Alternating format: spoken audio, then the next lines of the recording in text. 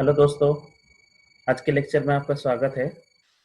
तो हम इस लेक्चर में फार्मास्यूटिकल जूरिस्प्रूडेंस के बहुत ही इंपॉर्टेंट चैप्टर फार्मास्यूटिकल लेजिस्लेशन के बारे में बात करने जा रहे हैं। Pharmaceutical legislation in India. तो इस सब्जेक्ट के स्टार्टिंग से हमने बताया था कि फार्मास्यूटिकल जूरिस्प्रूडेंस क्या होता है, जूरिस्प्रूडेंस का मीन्स क्या है, फार्मेसी में जूरिस्प्रूडेंस क्यों इम्पोर्टेंट है। इसके बाद फार्मेसी एजुकेशन के बारे में कि बाहर में कैसे फार्मेसी एजुकेशन डेवलप किया, इसके बाद इंडिया में कैसे धीरे धीरे फार्मेसी एजुकेशन का डेवलपमेंट हुआ। तो उसके बाद ही आता है ये फार्मास्यूटिकल लेजिस्लेशन। तो जैसे ही लेजिस्लेशन मतलब क्या होता है, लेजिस्लेशन मतलब होता है विधान।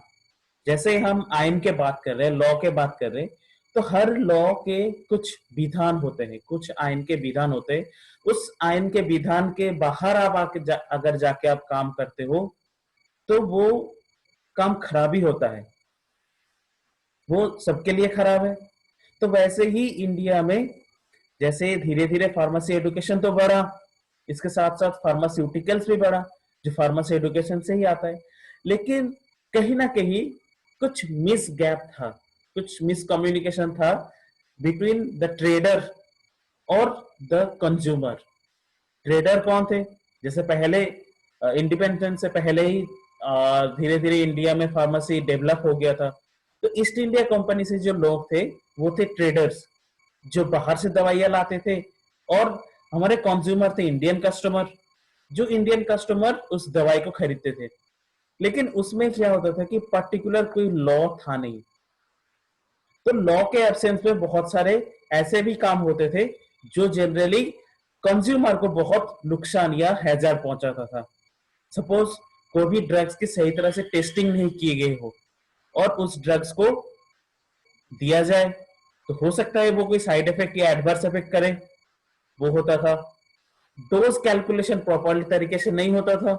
तो सपोज कितना डोज कितना मात्रा में दिया जाए कोई भी औषधि, तो वो भी नहीं था। तो इसीलिए इस चीज को कंट्रोल करने की बहुत ज्यादा आवश्यकता थी। तो इसीलिए क्या हुआ कि फार्मास्यूटिकल लेजिस्लेशन आया। और फार्मास्यूटिकल लेजिस्लेशन इंडिया में उसके बाद धीरे धीरे अपना जो जड़ है उसको बहुत अच्छी तरह से फैलाया, और जाके आज हमारे जो फार्मेसी एजुकेशन है उस फार्मेसी एजुकेशन को आज एक स्ट्रॉन्ग पिलर पे खड़ा किया है।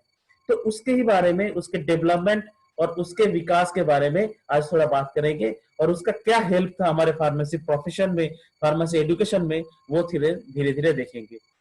तो एज ए यहाँ पे देखिए स्लाइड में दिया हुआ है कि पहले कोई भी लिखित नियम नहीं था, और जो बोले हुए नियम होते थे उसका लागत करना बहुत ही मुश्किल होता था, क्योंकि रिटेन चीजें होना बहुत जरूरी है, डॉक्यूमेंटेड।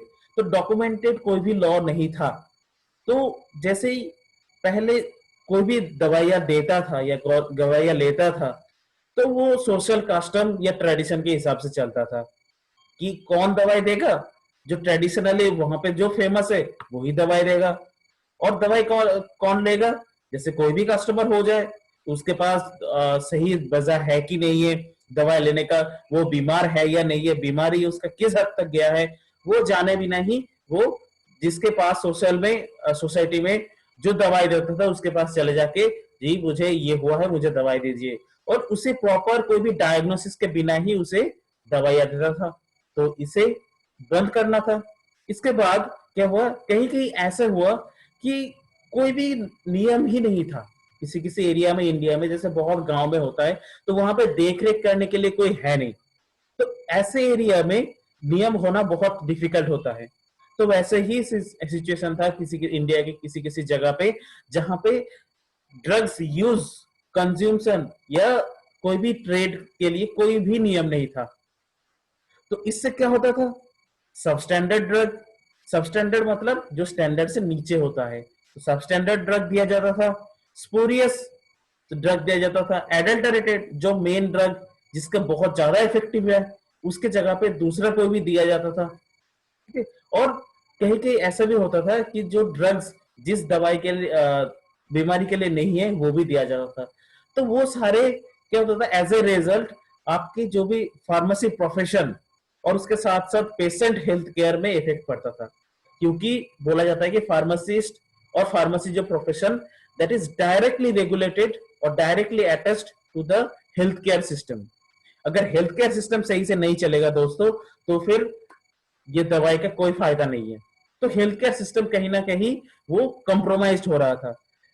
तो इसलिए क्या होता था कि एक लेजिस्लेशन या विधान आना बहुत जरूरी था। अगर बात किया जाए विधान के, तो ऐसा नहीं है कि बिल्कुल इंडिपेंडेंट से पहले विधान नहीं था। कुछ एक्ट था, जैसे opium act 1878, poisonous act 1919, dangerous drug act 1930, ये सारे एक्ट पास हो गया था, लेकिन उसको स्ट्रिक्टली फॉलो नहीं करवाया जाता था। जैसे ओपीएम एक्ट के थ्रू ये था कि ओपीएम किसी पर्टिकुलर एरिया या किसी पर्टिकुलर ऑर्गेनाइजेशन के पास ही होना चाहिए, उसके कल्टीवेशन और उसके कलेक्शन, उसके डिस्ट्रीब्यूशन, सारे जिम्मेदारी। लेकिन ओपीएम जो भी ये है आपके ओपीएम की जो भी कल्टीवेशन, उसमें प्रॉफिट बहुत ज्यादा है। तो कॉमन पीपल क्या करता था, प्रॉफिट के चक्कर में ओपीएम कल्टीवेशन में जाता था। तो वहां से धीरे धीरे वो narcotics and psychotropic substance act के तहत वो ऐसे गुना करने लगा था। तो ये सारे चीजों को एक विधान में लाना बहुत जरूरी था। तो ये लेजिस्लेशन का पर्पस क्या था? इस लेजिस्लेशन का पर्पस ये था to ensure that patient receive the drugs of required quantity, tested and evaluated for safety and efficacy for their intended result.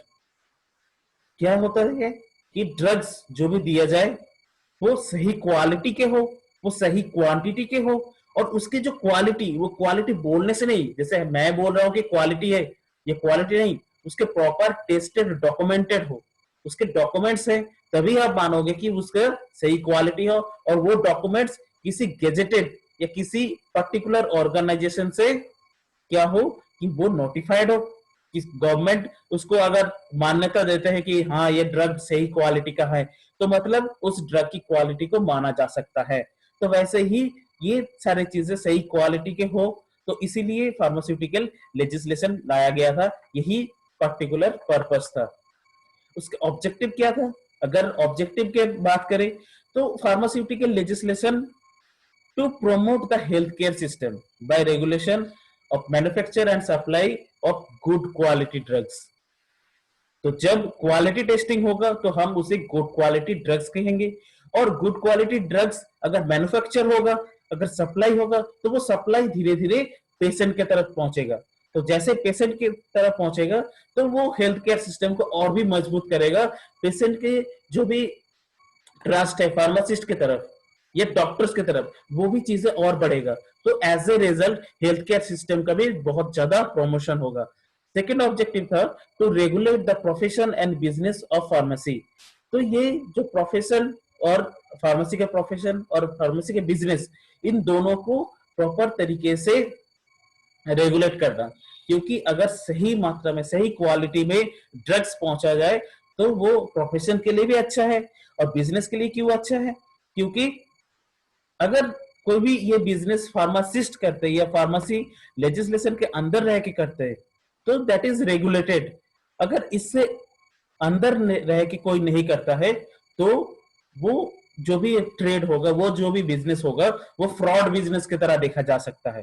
तो इसीलिए ये बहुत जरूरी था कि एक ही तरह से वो इस लेजिस्लेशन के थ्रू से उस प्रोफेशन को रेगुलेट किया जाए, और that should be must A business opportunity for pharmacist in a better way to safeguard the public from such advertisement of drugs that makes false claim of for the drugs, give the misleading information about the drug। ऐसे भी ये जो drugs के advertising, ये drugs and magic remedies act के through 1954 के through ban किया गया था। तो वहां पे ये पहले क्या किया जाता कि ऐसे कुछ एडवर्टाइजमेंट, पहले तो टेलीविजन वगैरह नहीं था, तो सबसे ज्यादा एडवर्टाइजमेंट था नॉर्मल पोस्टर या नॉर्मल बाय माउथ। तो बाय माउथ ऐसे ऐसे एडवर्टाइजमेंट फैलाया जाता था ताकि लोगों को बहुत ज्यादा उसके तरफ खींचे, जैसे ये खाने से ये हो जाता है। अभी भी है ऐसे टाइप के एडवर्टाइजमेंट।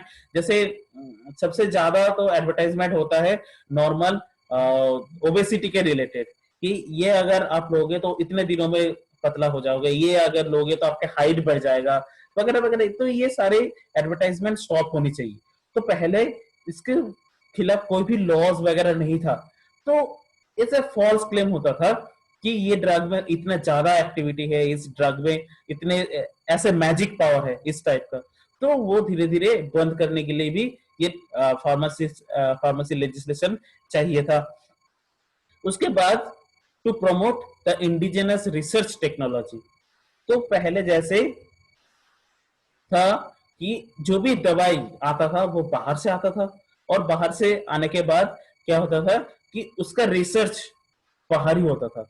लेकिन जो इंडियन ट्रेडिशनल नॉलेज है, इंडियन ट्रेडिशनल मेडिसिन है, जो फॉकलोरिक यूज से आया है, उसका प्रॉपर तरीके से रिसर्च इंडिया में नहीं किया जाता था। आयुर्वेदा का जो भी इवोल्यूशन इंडिया में ही है, तो आयुर्वेदिक का रिसर्च भी यहाँ पे होना चाहिए। जो भी फार्मास्यूटिकल्स यहाँ पे बन रहा है, तो उसका रिसर्च भी यहाँ पे ही होना चाहिए।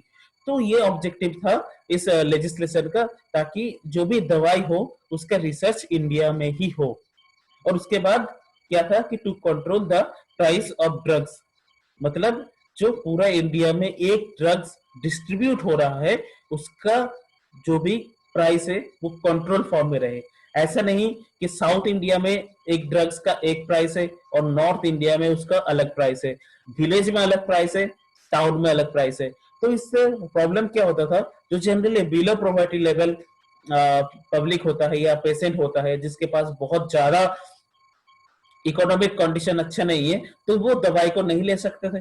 तो इससे क्या होता था कि जिसके पास रीच है, जो रीच है उसके पास दवाई जाता था। तो that is not a proper health care system, कि अमीरों को आपका हेल्थ केयर सिस्टम का फायदा मिले और गरीबों को ना मिले। तो इसलिए ये प्राइस कंट्रोल करने का एक ऑब्जेक्टिव था, और जिसके बाद ये लेजिस्लेशन के थ्रू थ्रू डीपीसीओ और ड्रग प्राइस कंट्रोल ऑर्डर का एक्ट पास हुआ था 1970 में। और उसके बाद बहुत ज्यादा अमेंडमेंट हो के अभी एनपीपीए आया है, that is national product price sorry national pharmaceuticals pricing authority, जो एनपीपीए जो generally total as a whole drugs के प्राइस को कंट्रोल करता है। ओके, तो दोस्तों आज यहाँ तक ही।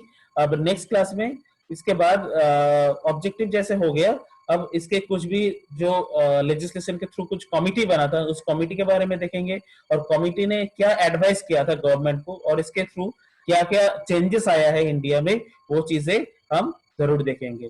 Thank you for your time. Hope कि आपको ये वीडियो अच्छा लगा हो। अगर कोई भी क्वेश्चन है या कोई भी जानकारी आपको चाहिए तो आप प्लीज कमेंट में कमेंट कीजिएगा। Thank you.